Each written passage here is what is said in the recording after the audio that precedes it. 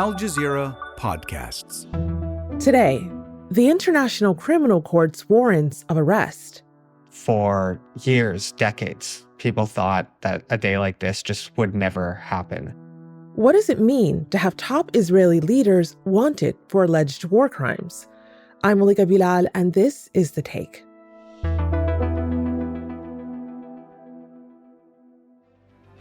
The International Criminal Court is issuing arrest warrants for Israeli Prime Minister Benjamin Netanyahu and former Defense Minister Yoav Gallant. According to the ICC, the crimes alleged against the pair include using starvation as a weapon of war. The ICC also issued an arrest warrant for Hamas military commander Mohammed Deif, though Israel's military claims it killed Deif in a July airstrike. I cried. I screamed very loud. Everybody heard, "Oh my God, finally!" Tagreed Al-Khudari is a journalist based in the Netherlands, originally from Gaza. When she heard the news, she was about an hour's drive from The Hague, the home of the International Criminal Court. She'd just come out of a documentary about Israel's war on Gaza. Many people were so happy at the theater to learn from me about the news, and it was like, it was joyful for many people around. And I said, like, finally, I'm proud to be in a city, in a country that is hosting ICC. It's really very good step that ICC finally is taking this step, standing in front of injustice, standing in front of the US and all these Western power in a way to give hope for the young generation that there is hope for justice and accountability, that we should maintain our belief in the international system in ICC. And my guest today, an expert in international law, agrees.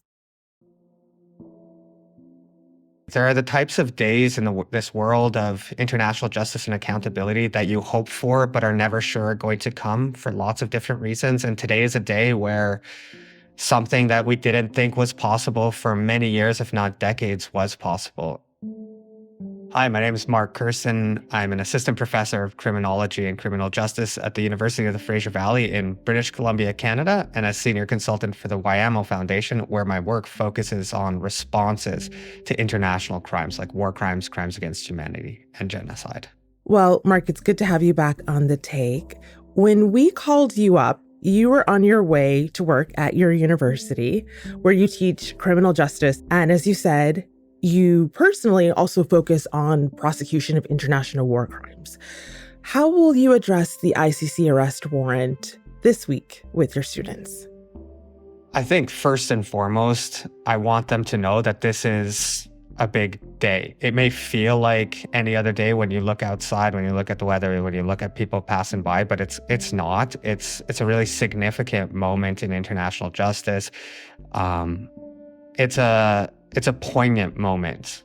For years, decades, people thought that a day like this just would never happen, that the leaders of a state like Israel, with all of its backers, despite the litany of allegations of war crimes and crimes against humanity against them, would be charged by the International Criminal Court. So I think first and foremost, I'd want them to take that in, to take that in and to sit with it. And then, of course, you know, as a teacher, I try to answer questions and ask questions to my students.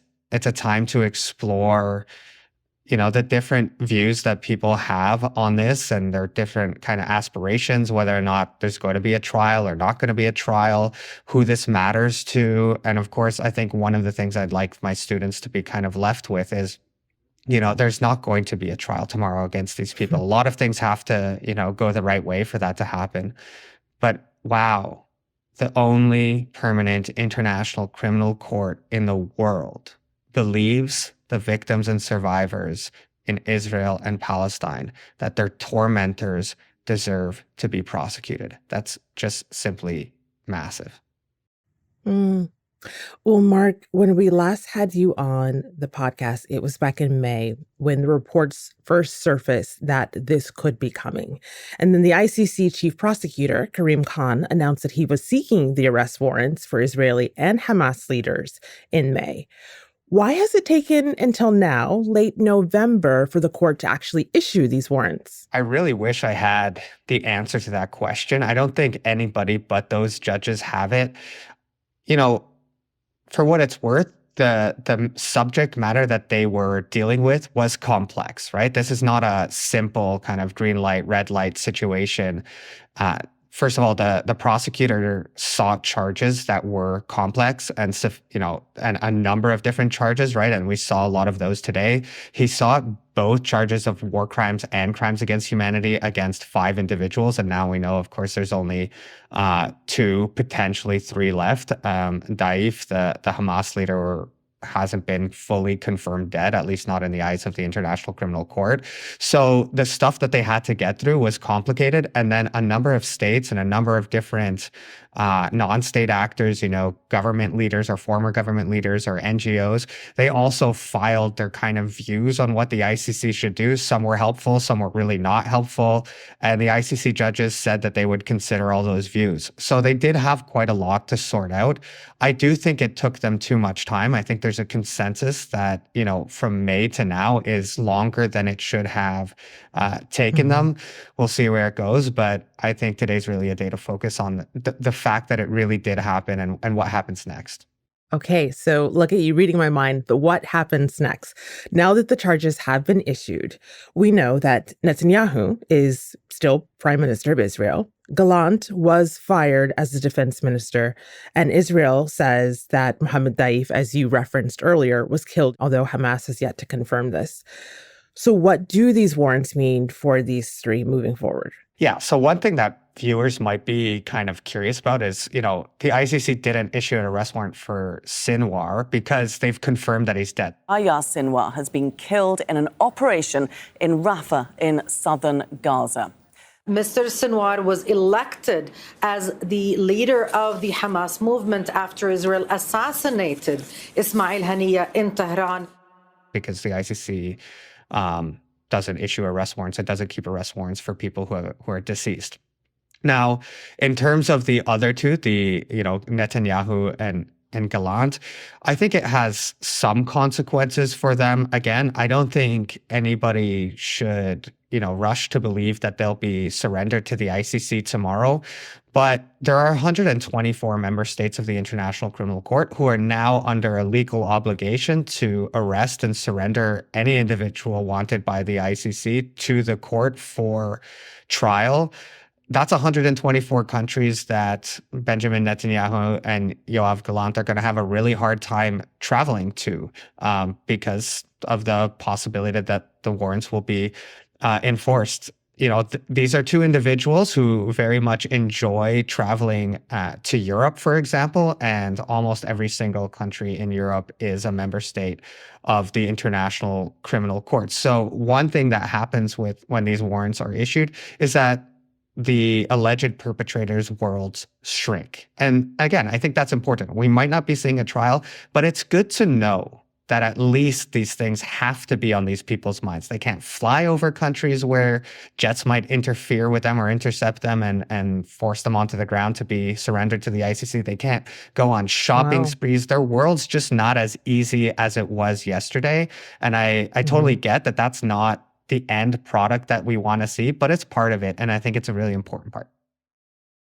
So their world shrinks. They could be arrested if they travel to one of those states that's party to the ICC's Rome Statute. But as we know, the United States is not one of those states, not a member state. So if they traveled here where I am, they wouldn't be arrested. And we also know that U.S. President Joe Biden has said back in May that when the prosecutor first applied for the warrants, that the U.S. would stand by Israel. Does that matter in the calculus of their world shrinking, but not shrinking so much that it doesn't actually include the United States, their biggest ally and partner? Yeah, for sure. Because I think the most kind of dramatic visits or the visits that get the most attention for someone like Benjamin Netanyahu are his visits to Washington. And he doesn't just visit, right? Like in full defiance of victims and survivors of the atrocities he's alleged to have committed or is responsible for, he also gets to go to the floor of Congress, right? He's feted, he's celebrated in some of these spaces. And it's, of course, offensive to victims and survivors, and it's offensive to any conception of dignity and justice. But yeah, so he will be able to travel to the United Nations. It'll be interesting to see how people treat him there. So one question I have is, if he travels to the United Nations in particular, will states shake his hand, right? There's 124 heads of state or heads of government, prime ministers, who should not be legitimizing Benjamin Netanyahu if he has an arrest warrant issued against him. I think we focus a lot on the United States, and that's because it's a powerful state. It grabs headlines, it grabs the news, etc. But there's a whole bunch of other countries around the world who are very supportive of the International Criminal Court, whose behavior towards these individuals is very likely to change. The French Foreign Ministry has also reacted, calling for the Israeli Prime Minister to be in line with ICC principles, as well as the EU chief, Joseph Borrell, saying that the ICC arrest warrants for Netanyahu, Gallant, Yoav Gallant, the former defense minister, are not political, and that the court decision should be respected and implemented. We're going to continue. I hope that matters, right? I hope that in the coming weeks and months, when there's news that Benjamin Netanyahu couldn't travel wherever he wanted to or couldn't meet all of the people he wanted to because of the ICC arrest warrants, that those people who are supportive of justice and accountability take that to heart, that his world just isn't the same, and nor should it be. More with Mark after the break. So I hear those who would call this justice and accountability. What Israel says, of course, is different. Netanyahu has already condemned these arrest warrants as anti-Semitic. His national security minister, Itamar Ben-Gvir, has called it a disgrace. I wonder how you react to that. Yeah, I was listening on the way into work today, news, and those claims got a lot of coverage as if they are sensible, credible, and even, logical. How is the International Criminal Court anti-Semitic for issuing arrest warrants against, alleged perpetrators of international crimes on both sides of a conflict? It doesn't hold water. It's not a credible allegation. It's this quick move to try to delegitimize the International Criminal Court that we've seen over and over again. And just so viewers know, the ICC is just it's not biased against Israel. If the International Criminal Court had any sort of bias against Israel, it would have opened this investigation and issued warrants when it had multiple opportunities to do so years ago. If anything, its history suggests that it has somewhat of a bias towards Israel and against Palestinians because it's taken years and years. And as you noted earlier, the judges, it took them months and months to actually decide to issue arrest warrants. They've been exceedingly careful. So the idea that the International Criminal Court has any kind of animus or bias towards Israel is simply preposterous. And it's just another attempt to kind of bully and intimidate the International Criminal Court at a key moment. And of course, it's not surprising. When you don't have good arguments to say, actually, here's the evidence against these warrants, you just use, you have a hissy fit and you use, insults. And frankly, it just makes the people throwing those kinds of allegations look all the more responsible for it because they don't have anything else to say but these kind of ridiculous insults. Well, Mark, you posted this message on X on Thursday after the warrant news broke. Let's take a moment to acknowledge the ICC judges who approved the arrest warrants for Netanyahu, Gallant, and Deif. They faced attempts to intimidate and bully them along with threats. You go on, but why? The judges at the ICC and the ICC prosecutor, this one and other ones, have faced a tremendous amount of pressure and so many attempts to intimidate them and frankly bully them. They faced threats of sanctions. The Trump administration, the last one, it actually issued sanctions against the ICC prosecutor and other members of the ICC and threatened to issue sanctions against their families. I think there's a good chance that we'll see those kinds of sanctions return. There were attempts by Mosaad, the Israeli intelligence agency, to threaten and intimidate the former ICC prosecutor. That's been documented in the media, etc. And of course, underneath all of that, there's a world that isn't being reported, the messages being sent, the meetings that are had, here and there with certain people at the ICC that are inappropriate and are really attempts to intimidate them from actually bringing them to this day. So, we've talked about how it's taken them a long time, and I fully admit that it has taken the judges too long. But that's not an easy position to be in, right? It's not an easy position to know that the world's most powerful state and Israel are willing to intimidate you and intimidate members of your family and potentially threaten them with things like sanctions or whatever it may be. So I think it takes quite a lot of integrity and courage to issue these arrest warrants and know that you're a part of history. These judges are a part of history, but they're also opening themselves up to further attacks, further intimidation, etc. It was the right thing to do, but not an easy thing to do. Wow. Well, as we head towards the end here of this conversation, I wonder if you can put these arrest warrants into context for us. Historically, how successful has the ICC been in prosecuting high-profile cases like this? Yeah, I think one thing to put in context too, and something I wanted to kind of reiterate, is that both Deif and the warrants for Netanyahu and Gallant relate to war crimes, which is what we typically have focused on, that and genocide because of other cases at places like the International Court of Justice. But I wanted to kind of put a plug in for the fact that all three of these individuals were also charged with crimes against humanity. And that really matters because crimes against humanity as a concept or as a form of criminal conduct is supposed to capture the idea that some crimes are so bad that they're not just crimes against the people they are committed against, they're crimes against all of humanity, right? And so they're a rallying call to a certain extent for us to understand that we should express solidarity with people, especially victims and survivors, and that these types of atrocities that were documented in the charges, starvation and hostage taking and murder and persecution and so on and so forth, are the types of crimes that are so offensive that, yes, they're crimes against Palestinians, but they're also crimes against all of us. Now, the ICC's record is mixed. People will probably know that the International Criminal Court doesn't have a police force. So, I'm always asked by my students to make the analogy between a legal system in a country like Canada or the United States or whatever it may be, and the ICC and the international sphere.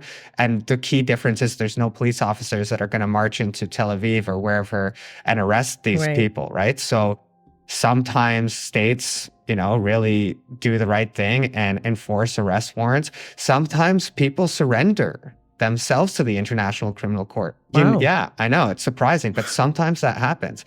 And, what I would tell people is this world is so unpredictable. You noted that Benjamin Netanyahu fired Gallant, right? He fired Gallant. It's not impossible to imagine a world in which Gallant says, I would actually like to submit evidence against my former boss, Netanyahu, because he's the one who's really responsible for all of these crimes. Things like this are unpredictable, but they do happen in this wild kind of space of international criminal law and justice. So I hope that people, looking forward, kind of ensure that their expectations are managed, know that, this may not lead to a conviction tomorrow, or maybe not even in 5 years. But as we talked about last time, I'm a real believer that there's justice in the pursuit of justice. And I think this is a really galvanizing moment around crimes against humanity, around war crimes, a clear statement that these are completely inappropriate things to commit, that there are consequences if you commit these types of crimes, and that the world of the people who do commit these types of atrocities is going to shrink and it's going to change. They don't get to enjoy the same kind of lives that they did yesterday. And as I said before, I really think that matters. As for the impact this has in Gaza, it's something Taghreed has heard a lot about from where she is in Amsterdam. Taghreed has been in touch with people she knows in the Gaza Strip. They're less clear on what this news means to them. For people in Gaza, I spoke to several, and the first one, he's like, "Oh, I haven't heard," and his reaction was, "But what does it mean for us? Will the war stop? Is this over? Is the nightmare is over?" That is their reaction. They don't understand what it means. They think that the U.S. will always protect Israel, will protect always Netanyahu. So, but for them, will that end the war? That is what, will this nightmare be over? That's what comes to their mind. Will those people who, committed all these crimes, will they be punished? And that's The Take. Don't forget to give this episode a like so more people can find it. And let me know your thoughts in the comments below about what you thought of this story and what you'd like to see next. I'm always checking in, so let's keep the conversation going. See you tomorrow.